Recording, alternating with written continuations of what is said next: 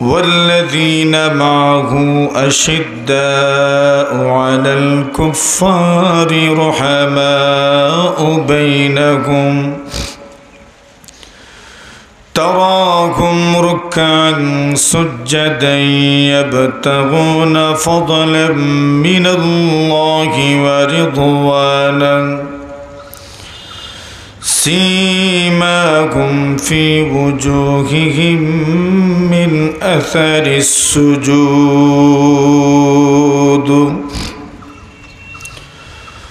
وقال رسول الله صلى الله عليه وسلم من أعطى لله ومنع لله وأحب لله وأبغض لله فقد استكمل الإيمان. صدق الله مولانا العظيم وصدق رسوله النبي الكريم ونحن على ذلك لمن الشاهدين والشاكرين والحمد لله رب العالمين. صلى الله على سيدنا ومولانا محمد وعلى آله وأصحابه وسلم. صلى الله على سيدنا ومولانا محمد وعلى آله وأصحابه وسلم. কাকড়ধিয়া তেরাদল হিলফুল ফজুল যুব সংঘ বিয়ানীবাজার সিলেটের উদ্যোগে আয়োজিত অধ্যক্ষের 12তম বার্ষিক সিরাতুন নবী সাল্লাল্লাহু আলাইহি ওয়াসাল্লাম মহাসম্মেলনে সম্মানিত সভাপতি মুআজ্জাজ মুকাররম হযরত উলামায়ে কেরাম, মুরব্বী সাহেবান, যুবক ভাইরা, পর্দার আড়ালে অবস্থানরত অত্যন্ত শ্রদ্ধেয়া সম্মানিতা মা ও বোনেরা, আল্লাহ পাক রব্বুল আলামিনের অসংখ্য অগণিত শুকরিয়া আদায় করছি যে মহান রব্বুল আলামিন নবী আকরম সাল্লাল্লাহু আলাইহি ওয়াসাল্লামের জীবন চরিত্র, তার জীবন আদর্শের অত্যন্ত গুরুত্বপূর্ণ দিক নিয়ে আলোচনা হবে এমন একটি বরকতময় জলসায় আপনাকে আমাকে উপস্থিত হওয়ার তৌফিক দান করেছেন। এজন্য আমরা প্রত্যেকেই আল্লাহ পাকের শুকরিয়া আদায় করছি। আমরা সবাই পড়ি আলহামদুলিল্লাহ। যেহেতু সিরাতুন নবী সাল্লাল্লাহু আলাইহি ওয়াসাল্লাম মাহফিল, সিরাতুন নবী, নবী আলাইহিস সালাতুস সালামের জীবন আদর্শ, নবীজির চলা ফেরা, উঠা বসা, কথাবার্তা এবং নবী আকরম সাল্লাল্লাহু আলাইহি ওয়াসাল্লামের সাহাবায়ে কেরামের উঠা বসা, চলাফেরা, যারা নবীজির সরাসরি ছাত্র, নবী আকরম সাল্লাল্লাহু আলাইহি ওয়াসাল্লামের শিষ্যত্ব যারা গ্রহণ করেছেন, তাদের কর্মপদ্ধতি, কর্মপন্থা, ইসলামের জন্য তাদের সমূহ তৎপরতা, এই সবগুলোই সিরাতুন নবী সাল্লাল্লাহু আলাইহি ওয়াসাল্লামের অন্তর্ভুক্ত। তো নবীর জীবন আদর্শের মাহফিল সুন্দর হওয়ার দরকার কিনা? মাতেন না আপনারা? সুন্দর হইতো নি?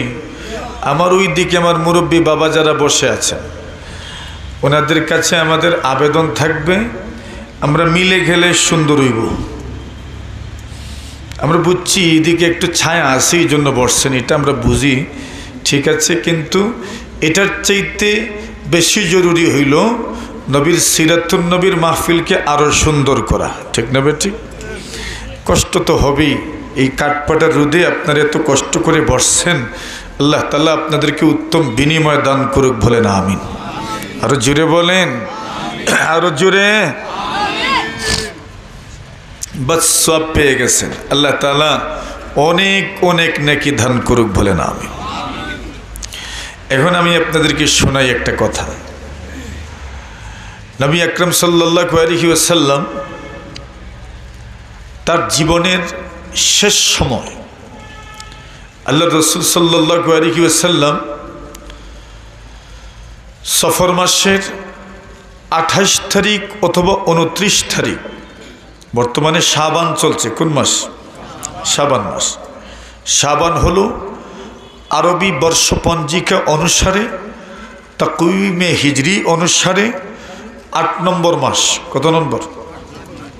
মুহররম, সফর, রবিউল আউয়াল, রবিউল সানি, জুমাদাল উলা, জুমাদাল আখিরা, উখরা, রজব, শাবান। কত নম্বর হয়েছে? একজনেই তো কইলেন 8 নম্বর, বাকিরা বললেন না যে কত নম্বর? 8 নম্বর। মুহররম, সফর, রবিউল আউয়াল, রবিউল সানি, জুমাদাল উলা, জুমাদাল উখরা, রজব, না না না, শাবান মাস তো সবাই চিনে, শাবান মাস। রমজান তো পরে আইব, এখন কোন মাস? শাবান মাস। শাবান কত নম্বর মাস হইল? 8 নম্বর। সফর হইল 2 নম্বর মাস। কত নম্বর মাস? নবীজি সফর মাসের 28 তারিখ অথবা 29 তারিখ আল্লাহ রাসূল সাল্লাল্লাহু আলাইহি ওয়াসাল্লাম মদিনার যে কবরস্থান, যেটাকে আমরা জান্নাতুল বাকি বলি, কি বলি? জান্নাতুল বাকি। সবাই চিনেন তো জান্নাতুল বাকি, এটাকে আরবওয়ালা বাকিউল গারকাদ বলে। তো জান্নাতুল বাকিয়ে রাসূলুল্লাহ এক জানাজায় গেলেন, আর জানাজা থেকে আসার পথে রাসূল অসুস্থ হইলেন। কোন মাসে? না, সফর মাসে 28 তারিখ বা 29 তারিখ রাসূল ইন্তেকাল হইলেন। নবীজি ইন্তেকাল করেছেন রবিউল আউয়াল মাসের 12 তারিখ। কোন মাসের? রবিউল আউয়াল মাসের 12 তারিখ। এখন মনে করেন 28 তারিখ অসুস্থ হইলে রবিউল আউয়াল মাসের 12 তারিখ ইন্তেকাল করলে মোট 14 দিন অসুস্থ ছিলেন। কতদিন? 14 দিন। 29 তারিখ যদি অসুস্থ হয়ে থাকেন তাহলে 12 তারিখ ইন্তেকাল, এটা তো শিওর 13 দিন অসুস্থ ছিলেন। কতদিন? 13 দিন। এই 13 বা 14 দিনের 11 দিন আল্লাহ রসুল ইমামতির মাধ্যমে জামাতের সাথে নামাজ আদায় করেছেন। আল্লাহ নবী আলাইহিস সালাতু ওয়াস সালাম যখন অসুস্থ হইলেন, জ্বর, প্রচণ্ড জ্বর, নবীজি মাথায় পট্টি বাঁধছেন। তাহলে অসুস্থ হইলে মাথায় পট্টি বাঁধা, বিছানো কাপড় মাথায় দেওয়াও নবীর সুন্নত। জোরে বলেন। এই চিকিৎসা তো আমরা গ্রহণ করি, নবীর সুন্নত হিসাবে গ্রহণ করলে একটা সুন্নত আদায়ের সওয়াব হইব ইনশাআল্লাহ। আল্লাহ নবীজি ইন্তেকালের প্রায় 1 সপ্তাহ আগে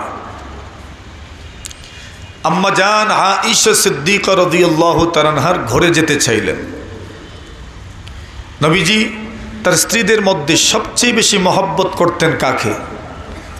আয়েশাকে, বিবি আয়েশাকে। জি, বিবি আয়েশাকে সবচেয়ে বেশি মহব্বত করতেন। মহব্বত তো অন্তরের বিষয়, এটা কে দান করেন? জোরে বলেন। সবার প্রতি সবার মহব্বত সমান নয়। রূহ জগতে যে যার যত বেশি মুখামুখি ছিলেন তাদের মধ্যে তত বেশি মিল মহব্বত। এজন্য দেখা যায় এই দুনিয়াতে মায়ের পেটের ভাই কিন্তু মিল মহব্বত নাই, কিন্তু অনেক দূরের মানুষ তার সাথে মহব্বত আছে, এমন হয় না? কেমনে হইল এটা? ওই রূহ জগতের প্রভাব। আল্লাহ রসুল বলেন ফামা তাআরাফা মিনহা ইতালাফ ওয়া মা তানাকারা মিনহা ইখতালাফ। ওই রূহ জগতে যারা সামনাসামনি ছিলেন মোটামুটি এদের মধ্যে আল্লাহ তাআলা গভীর মহব্বত সৃষ্টি করেছেন, আর ওই দিন যারা পিটাপিটি ছিলেন এদের মধ্যে আল্লাহ দুশমনী সৃষ্টি করছেন। সুবহানাল্লাহ। এখন দেখবেন ওই দিন তো সবাই পুরা পিটাপিটি আর পুরা মুখামুখি না, কিছু একটু পিটাপিটি একটু কুনাকুনিও তো আসলা। অতএব আপনারা রসুল বলছেন এদের মধ্যে একটু মহব্বত আর একটু দুশমনী হয়েছে। এখন যে যত বেশি সামনাসামনি এত বেশি মহব্বত, যত বেশি কুনাকুনি এত আপনার দুশমনীও বেশি। এখন দেখবেন এই দুনিয়াতে আল্লাহ তাআলা অনেক আত্মীয়স্বজনের মধ্যে মিল মহব্বত রাখছেন, অনেকের মধ্যে মিল মহব্বত নাই। রূহ জগৎ থেকেই এটা ফয়সলা হয়ে গেছে। তো যে কথা বলছিলাম, আম্মাজান আয়েশার ঘরে রসুল যেতে চাচ্ছেন। রসুল প্রশ্ন করছেন আইনা আনা গাদা, আগামীকাল আমি কার ঘরে থাকবো? আজওয়াজে মুতাহহারাতরা বুঝে নিলেন রসুল আগামীকাল কার ঘরে থাকবেন জিজ্ঞাসা করছেন। নিশ্চিতভাবে রসুল আয়েশার ঘরে যেতে চাচ্ছেন। সুবহানাল্লাহ। আল্লাহর নবীর পত্নীগণ বলেন ইয়া রাসূলুল্লাহ ইয়া হাবিব